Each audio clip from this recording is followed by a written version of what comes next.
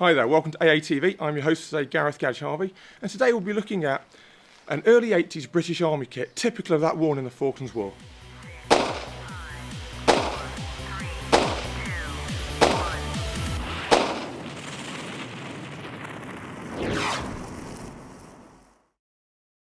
So you could be tempted to go for that full Falklands thing and wear like an Arctic parka, deputy dog hat, otherwise known as the Dilac hat, Northern Ireland gloves, scarves, all that stuff. But let's be honest, it's a nice day in May and I'm in the UK. I'm going to sweat to death in an airsoft game wearing that.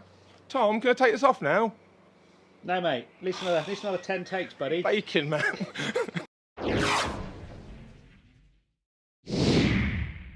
So, this has been a very popular request at AATV for a Falklands War era loadout. Now, as usual, this isn't re-enactment. I have done re-enactment, but as you can see from the state of my kit with no ironing, I'm not doing re-enactment right now. So it's purely an airsoft look. It's there to give you that stylish 80s Cold War, British Army of the Rhine, Falklands era look as affordably as we can. And as usual, we're not going to talk about your gloves. We're not going to talk about your iPro, your lower face, or your actual personal choice of boots, because that's PPE. It's up to you, and you really can, only person can decide what's safe for you in airsoft. Now, it's worth noting that the 1980s for the British Army was a massive time of change, especially after the Falklands War, where they found out some kit was sadly lacking. So it's really best if you pick a unit and you pick a year. So you could decide that year I'm doing this unit because they got the SA-80, but they were still using tin helmets. So we're doing a Falklands War loadout, and some of you'll notice this is actually a Staffordshire Regiment beret, because I actually used to be a Stafford, and they weren't in the Falklands War. But you know what? I'm funny about wearing berets for regiments I wasn't in, so it's up to me that I personally choose not to wear a green Royal Marine beret, a maroon para one, or a tan Welsh Guards one, but that's my choice. You might be comfortable with that, and I won't judge you, but others might. So, for that Falklands War, early 80s British Army of the Rhine look, the actual correct shirt to wear is the KF shirt. Now, these, not very popular, incredibly warm, especially for playing airsoft in, quite itchy. They're actually known as Hairy Marys. So, because I'm a bit of a lightweight, I actually use the much later, mid to late 80s GS shirt. Now, these are pretty much the same sort of fabric as the lightweight trousers come in. They're more breathable, the comfort, you can actually iron them properly back in the day, but you see I haven't bothered here. And what I did, because you wear them a lot in summer, we were allowed to cut them down to short sleeve ones. This is actually my old shirt, so it's been tailored a bit more to me. Surplus ones tend to be a little bit baggier. DPM trousers started being issued to the British Army in the late 60s, early 70s, and the original DPM trousers seen en masse are the 68 pattern. There is a slightly earlier pattern, but for most people in the Falklands War, they would have worn the 68 pattern trouser. 68 pattern trousers are a fully lined DPM printed combat trouser that take a lot of the features from the early olive drab 60 pattern uniform, and they retain things like the first field dressing pocket on the hip, 2 cargo pockets, hand warmer pockets, etc. Camouflage print on the 68 pattern varies slightly by printer, by year, so some are paler, some are deeper. It doesn't mean they're wrong, it just means they're made in a different factory. Now, moving on a little bit, you'll find that in around 1985, a new lighter form of trouser gets issued called the 85 pattern. These are absolutely terrible, they fell to bits. You put anything in the cargo pockets and they're wet and they'll just completely fall off. They ripped easily, but they weren't fully lined, they were 3/4 lined, so they were actually a little bit more comfortable to wear in summer. Now, as you can see, I've got a fairly shocking pair of DMS, or direct moulded sole boots. Now, these boots are a bit of a throwback from World War II. They're like the old World War II ammo boots, but they've got a rubber moulded sole on them. Topping them off is a pair of wool puttees that are wrapped around the ankle trouser boot join. Now, this keeps stones out, gives a bit of ankle support, and creates quite a definitive look. Now, the Falklands War found the DMS boot to be sadly lacking. It absorbed a lot of water and it didn't have any way of letting it drain out, causing a lot of cases of trench foot. So from this point onwards, you start to see the British Army looking for a replacement. And that replacement will be shown later as the boots combat high. So the wool putty is something we've seen with soldiers since before World War I, and it's a popular thing in the British Army, phased out in the sort of mid-80s, but essentially you're wrapping a big length of wool around your boot to trouser join. Now, the great thing about that is that you can wear a modern black leather boot and wrap the putty around it, and it looks a bit like DMS boots from the engagement ranges we're playing at Airsoft. So it means you can keep your feet safe, keep your ankles protected, and still look the part. As we mentioned before, the British Army got new boots in the mid-80s. These are boots combat high, and they're a big departure from the old DMS and puttees. They're a lot higher, they're a bit more waterproof. A lot of guys hated them. They said they gave them tendon problems. Now, I actually got issued this pair in the 90s because they were in service for that long, and I really loved them. When the assault boot came in to replace them, it's not as good a boot in my opinion. The best thing about it all is, though, loads of guys in the 80s used private purchase boots. German Army Para boots are really common, US Jungle boots are really common. If your unit let you do it, they did it. Matching the 68 pattern DPM trousers is the fully lined 68 pattern smock. And again, you're looking at a standard 60 pattern sort of smock layout, so big cargo pockets there and there. First field dressing and pen pocket there. No one ever put a pen in that because it's a good way of like stabbing yourself in the elbow. I keep my cam cream in there. And button cuffs. A lot of guys used to cut the ends off socks, stitch them on, make roll cuffs with wool on. Personal preference thing. Again, with personal preference, when I used to wear these, I used to blouse down the bottom of it, so it's a little bit higher riding on the waistline, but you can get to those pockets if you need to. Looks a bit smarter around camp.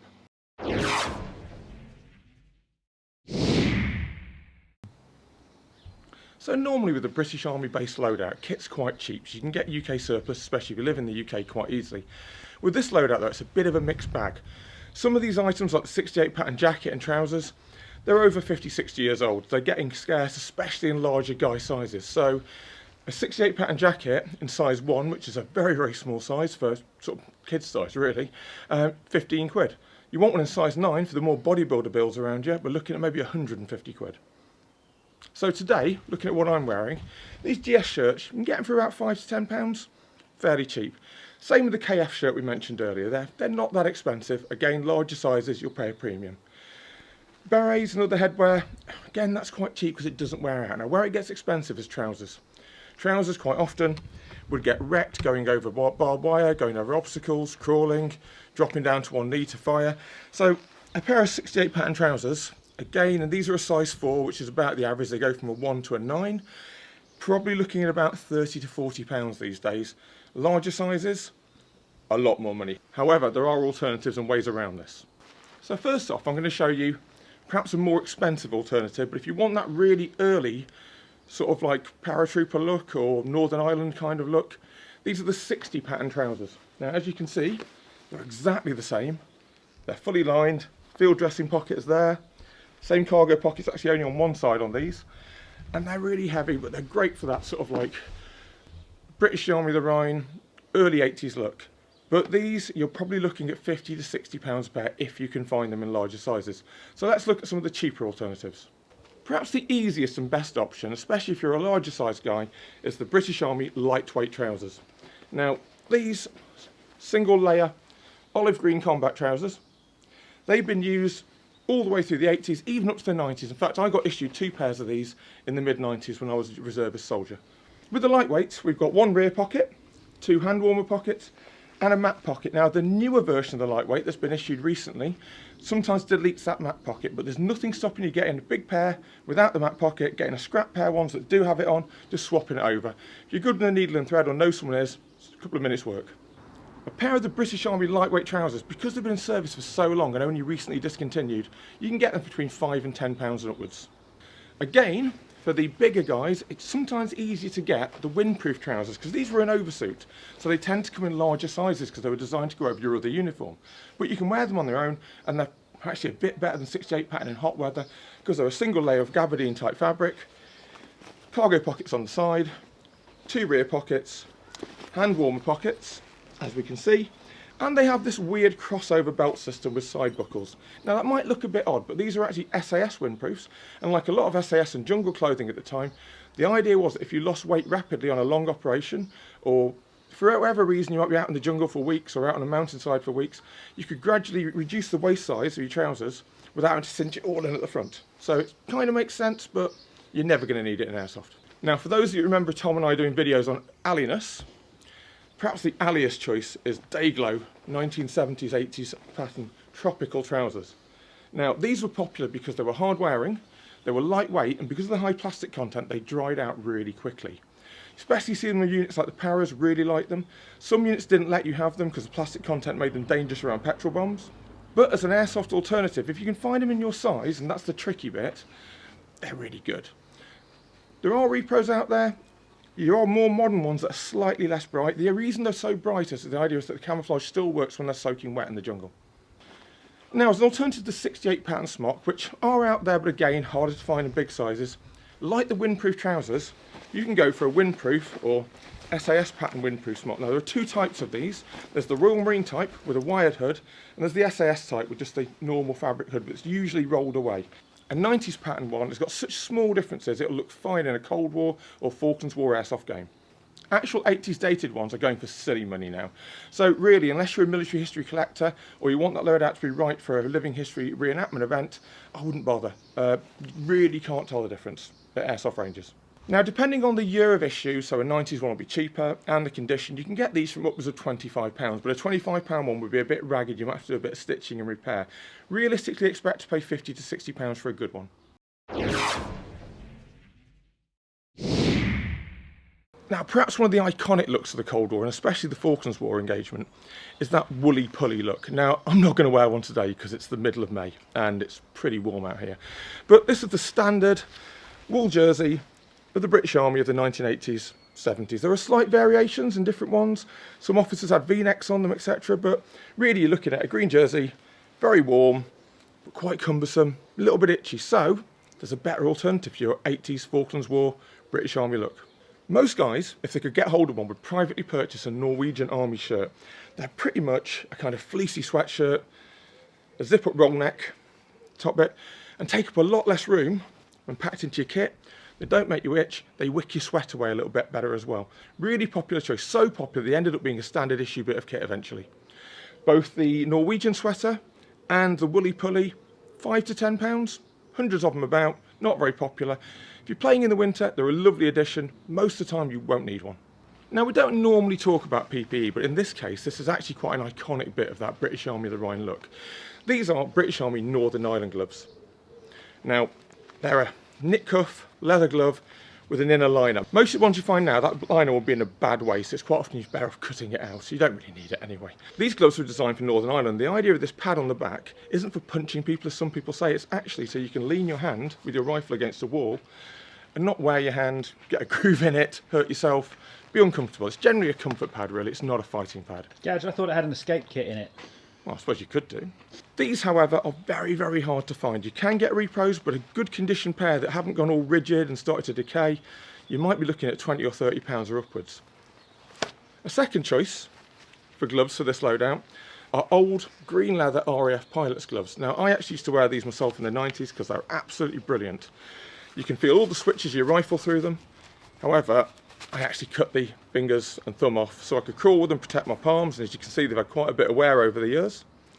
Now, interestingly, these gloves were also worn by the assault teams on the Iranian embassy in 1980. So you'll see a mix of the guys wearing these gloves and the previously shown Northern Ireland glove. So when it comes to load-bearing equipment and stuff to carry your airsoft essentials in, there's only really one option here. Some of the Special Forces guys had their own sort of custom-made chest rigs that we'll cover in a later episode. Some guys use cop vests, but vast majority of guys in the Falklands and the British Army of the Rhine wore 58 pattern webbing. Now, this is the stuff I use for my living history. It's a bit tatty at the moment, but it's got a personal layout, so it's fairly standard, but some things are different, so I'll mention it. I've got a compass pouch there. Now, it's a little bit in the way when you crawl prone, but I find it really useful, not for a compass, but actually for my bandage or dead rag when I'm playing milsims or airsoft games. I have an ammunition pouch there. I personally keep my SLR mags in it. Now, these mags are really deep because they're also for Sterling mags as well, so it's a good idea sometimes, as you'll see, to put an old sock or something in there, just to push those mags up a little bit. In this case, I'm just going to drop it on the floor. Okay, next we have my respirator pouch. Now, I always wear mine on the left, some people wear it on the right. Different units wore it in different ways. Next, we're looking at kidney pouches. Again, I tend to keep my day's food, spare socks, all that sort of stuff in there. Above and below it, we have 2 poncho rolls. Now, only one was issued, but most guys got a second one. One has your poncho in it, which is a shelter or a waterproof. The other has your NBC suit. Again, you're not going to need an NBC suit for most airsoft, but again, at Red Mist where I play, if you're wearing NBC suits, it gives you chemical protection and extra sustainability. Moving around, I use a 44 pattern water bottle pouch. Now, that's a personal preference thing, very popular with airborne forces, but I do it because you can actually get in and out of these with one hand, and it's a lot more practical than the actual issue 58 pattern water bottle pouch. And lastly, I have a second ammo pouch. I tend to keep things like smoke grenades in there. Now, different units had different SOPs and allowed you to do things in different ways. Some were very rigid and you had to wear the 58 pattern webbing exactly as it was and you couldn't put a second roll on, etc. Others let you use US webbing, German webbing, all sorts of weird and wonderful stuff. A common fix was to put water bottle pouches across instead of the kidney pouches, but again, we'll cover that in a later episode because it really is an episode in its own right. 58 pattern webbing, Again, dirt cheap for the common stuff. You're looking at £20 to £40 for a good set of basic loadout.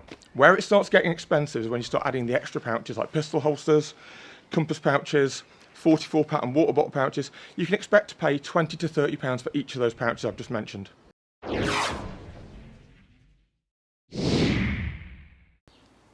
When it comes to replicas for playing airsoft, the Cold War airsoft re-enactor is pretty badly served if you're into British kit. The real rifle at the time for most guys was the self-loading rifle, or SLR. Now this was a UK, Australian and Canadian variant of the FN FAL rifle, which is only firing on single shot rather than full auto, and fired a hefty 7.62 round.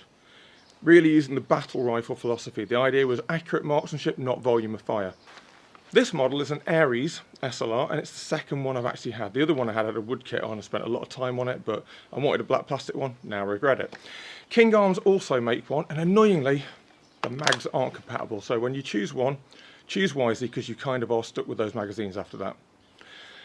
They're not that easy to find. They are about there, and they're not cheap either. You're looking at around £400 to £500 for the Aries version. I think the King Arm one is slightly cheaper.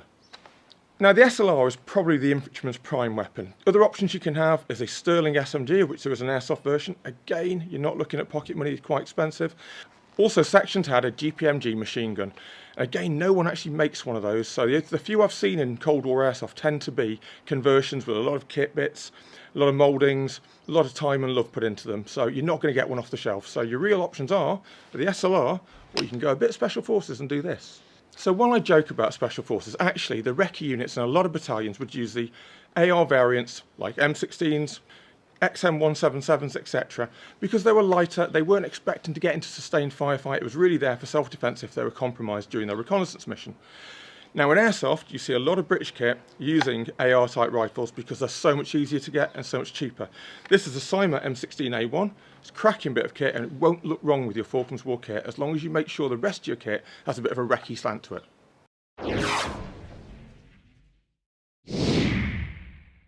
So, as we mentioned before, this loadout is typical of an infantry unit around the Falklands War era, or the British Army of the Rhine. We're not looking at para helmets or the Royal Marine lids, which are different, but here we're going to look at the standard infantry helmet.